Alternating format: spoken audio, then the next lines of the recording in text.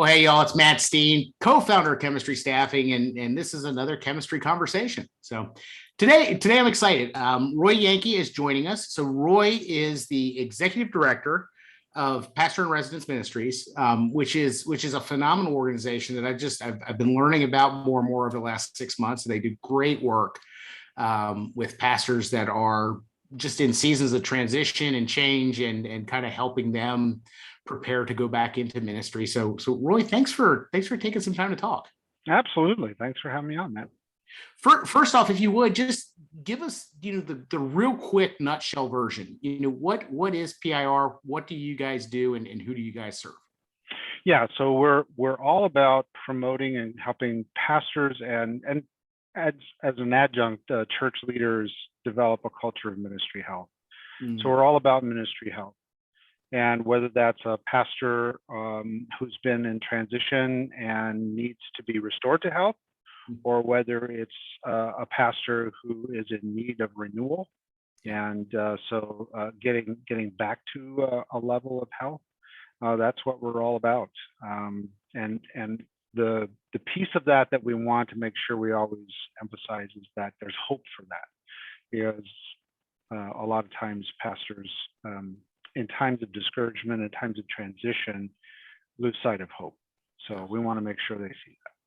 Yeah, and that's a great word, because when we are, like you said, in transition, or when we're in a rough season in our congregation, it seems like that's all we see, right? Right. Absolutely. Yeah. Well, thank you for the work that you're doing. Like I said, I'm so grateful to have started to learn more and more about you, and grateful for the work that you guys are doing. And you guys are working with a ton of pastors just all over the country. So I'm sure that in this current season that we find ourselves, I can only imagine some of the things that you're learning about the church. Share with us a little bit about what you're learning these days. Yeah. So the state of pastors, depending on who you talk to, the state of pastors is really good, or the state of pastors is in apocalyptic. No middle ground. Yeah. So this is what we're learning and what we're seeing when we interact with pastors. Fundamentally, during this time, whether they are, have entered into a time of transition, or they're staying put, they're just tired. They are absolutely fatigued. Decision fatigue has taken its toll, and we're finding that they've heard all of the webinars, the blogs, the podcasts on how to stay healthy and not be burned out and all the rest of that. And it hasn't touched, in some cases, it hasn't really touched that level of fatigue that they're experiencing. So relationships, which is a big part of what we do, whether it's one-on-one or in groups, is really fundamental. That's the big piece that's been missing, is those in-person relationships, to be able to sit across from somebody and talk, and really to share from your heart what's going on, and have that hope be spoken into your life and not mediated through a screen, right? Or through a telephone or something like that. So, yeah. And so the combination of just the craziness that has been this last year, reducing travel, reducing the ability to be in person, and plus just it seems like this has been a season where pastors have their shields up on who they're able to go there with and really share with. Seems like it's kind of those relationships are drying up, right? Is that what you're seeing, or am I one of the doom and gloom guys that you're talking about? No, and the doom and gloom in many cases is real. So I would not minimize that. Pastors are finding that they can't have those kinds of conversations where they might have had them with even their leadership in the church, or significant folks in the church. There's this huge divide. There was a study done probably 3-4 months ago that talked about the 6-way fracturing of the evangelical church. Yes. hugely informative and Yes. very descriptive of what pastors are facing, because that impacts the kind of conversations they can have. Yeah. You know, you can't really be open because you aren't sure how that's going to be received. And so there's just this dynamic of a lack of intimacy, and there's a tremendous amount of isolation. Yeah. Yeah. So that piece that you're talking about, we'll link to that down below, because I think that's kind of shifted how we do some of our placements even. We've started to introduce that language into some of our onboarding, into some of our interviews, specifically because of the way that things are changing, and the way that different streams in the church these days just seem to do more talking past each other than talking with each other. For sure. So how are you, and you may or may not have, I hope you've got the answer for this, but no pressure. I mean, how are you coaching guys that you're talking to, with the fracturing that we're experiencing? I mean, how are you coaching them to walk with their congregations in this season, and how are you coaching them to find those relationships that are life-giving? Yeah. So, we're spending a lot of time talking to them about caring for their own soul, and the fact that they need to continue to lean into that, because their ministry life has to come out of their life in Christ personally. That's the fountainhead for everything that they do. And that as they're trying to navigate this and find the ways to have the conversations, or to avoid them if they need to avoid them. It is just, to try to stay focused on Jesus as much as possible, to be calling God's people over and over again to just that core commitment that we have as the church. And,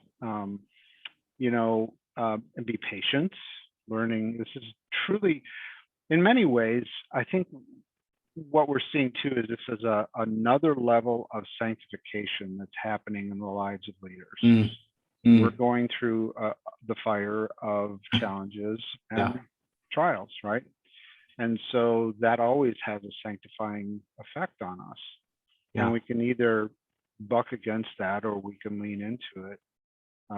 Just did a retreat for some pastors this last weekend, talking about joy, which is a short commodity these days as well. But the idea that, when James talks about consider it all joy, he's talking about being governed by joy. That's what the word means, during times of trial. Well, how do you do that? And it's the idea that the fire is meant to transform us and transform our expectations. So that's a little bit of what we talk to pastors about. Just how this is a time to really evaluate your expectation. Really evaluate expectation. There's probably a piece of that where we just need to be a little bit more patient and forgiving of ourselves, I'm guessing. Yeah, for sure. Because we as a tribe don't do a good job of that, do we? No, we're always pedal to the metal. So So as you're waiting through this season with people, I'm sure there's pieces of this where you're kind of looking off on the distance. What are you seeing that we probably should start thinking about now before it's too late? Yeah. I think that we are anticipating, and we hope it's not true, but we are anticipating a larger number of exits from ministry. We're already starting to see a little bit of that. Interesting that our sense so far as we talk to pastors and we kind of keep our thumb on the pulse of things is that during the pandemic, there hasn't been a lot of movement, unless it's been like a very acute conflict position where someone has had to leave because they just couldn't do it anymore. And so there's the sense of staying put to try to help the church navigate through this time. But the chronic conditions are starting to show up, and pastors are starting to transition out. Some are transitioning out completely. Others are moving into more bivocational, and that's really what we're seeing is this slow shift toward more bivocational work. churches can't afford to pay pastors full time anymore because of the pandemic and the financial impact of that. And again, it's unique to each church, but so there's all of these kinds of movements, more bivocational, more actual transition out, and we expect that to accelerate. Really. Yeah. I think we started seeing March and April was when we started to see the exodus. And man, I tell you, and you're probably seeing this too, but there's people that I was convinced were ministry lifers that are selling real estate right now. Yeah. Pastors returning to work that they did before. Maybe they did it while they were in seminary or in some other period of transition. So yeah, for sure. So curious, and this is probably unfair because I didn't prep you for this question, but I mean, as you interact with guys, do you see this as a working sabbatical for a lot of these guys where they come back, or do you think they're done? It's hard to tell. I think it's a little early to really figure that out. It remains to be seen whether they just step out for a while and then come back. Some of them have been through the ringer so many times, and this is just a capstone on it. Yeah, and they're really done. Others, maybe they have a little bit more resilience, but they just need the break. Yeah. We coach guys a lot of times. Hey, ministry is going to be there, and it's okay to kind of take a breath. Right. Absolutely. Yeah. You sometimes we feel like, I think each individual has to approach this in the best way that they can, but to see it as sinful or wrong to step out for a period of time is really not. That's not the voice of God. No, it's not. Yeah. That's a good word. When we do job seeker boot camp, one of the first conversations that we have with people is, hey, is God calling you into ministry in this season or not? And it's okay. Part of the conversation is just saying it's okay to say no. Right. It's okay to push pause for a season. Yeah, absolutely. And some people find out during this time with some help, and this is one of the things that we do. We have an assessment tool that can help along these lines when we coach pastors who are looking at a transition or a change. The shape of the calling may change, and you may discover that what you once did isn't exactly the best fit for you, or maybe, as you said, it does need to change for a period of time. So there's that lateral kind of move that's happening too. Where now you're not in a lead pastor role, but now you've moved over into counseling or coaching or something like that.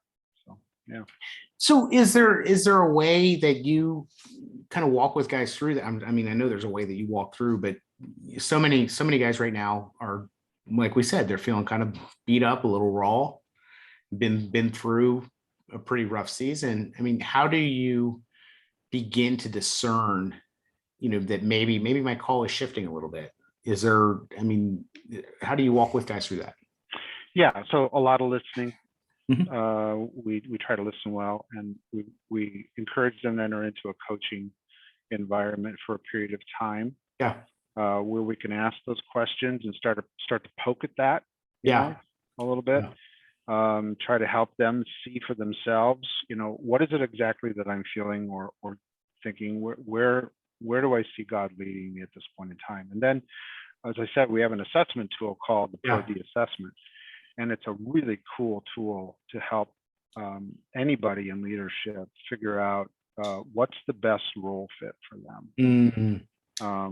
And so if they can reflect back on or reflect on the current situation that they're in and say, all right, that doesn't quite line up, with how God has put me together, and it's, we always say that God's got the final say in all of this, because he can put people in places where it doesn't, to a human being, doesn't seem to make sense, but it can really help them sort through that and figure out, okay, maybe I need to make a different kind of move. And we've seen that in the Pastor in Residence program.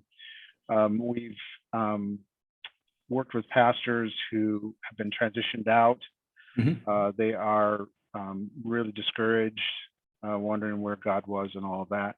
So taking them through that process, of which the Pro-D assessment is a part, and they suddenly have the freedom in that period of time to ask the question, well, maybe this needs to look differently. And we've had that happen.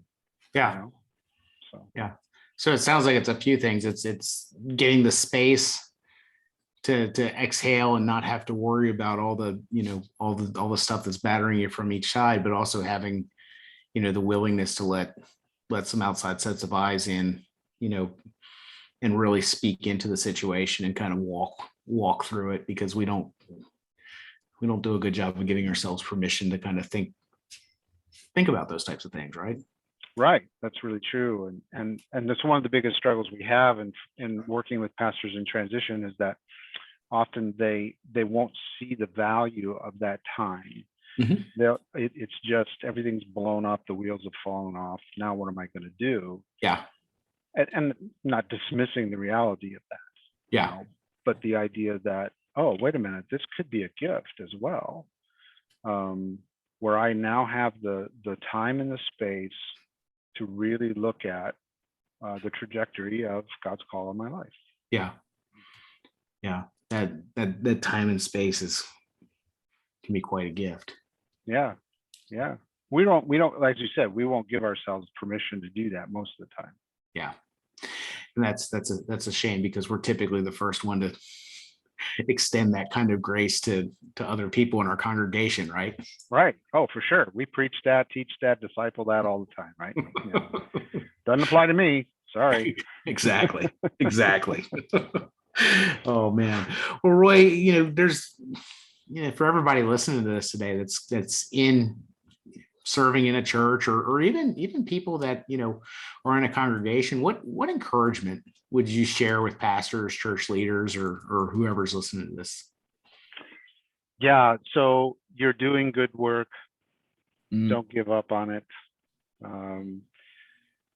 This is really a stretching and maybe even a sifting time for us in our culture. And there's nothing wrong with asking the questions, that can maybe lead to greater health, a new trajectory, a better sense of the shape of God's call in your life. I think one of the things that we keep talking to pastors, so when pastors are in transition, especially, what I find great joy in, sitting across the table from a pastor and saying, you know what, God's not done with you yet. I don't know what that's going to look like going forward, but I can absolutely tell you that he's not done with you yet. And then some of that translates over into, don't forget, Jesus said he was building his church. So can we trust him that no matter what this looks like right now, he's still at work? He hasn't gone on vacation. He's still doing what he said he would do. So don't forget that. Keep that as a big piece of it. So those are two things that we try to really encourage pastors with. That's great. Yeah. That's great. Well, Roy, thank you so much for the time. And seriously, I'm so grateful for the work that you guys are up to. If you want to learn more about what Roy and PIR are up to, you can go to pirministries.org. Well worth the time to check in. If you're a church that really wants to come alongside pastors in transition and really shepherd them in a tough season, they partner with churches in just incredible ways, and it's definitely worth checking out. Or if you're a pastor that's kind of struggling through this transition process, or even looking for somebody who gets what you're living through right now, great group of guys to walk alongside you in this season. So it's pirministries.org. So Roy, thank you again. Oh, thanks, Matt. This was great. Appreciate it.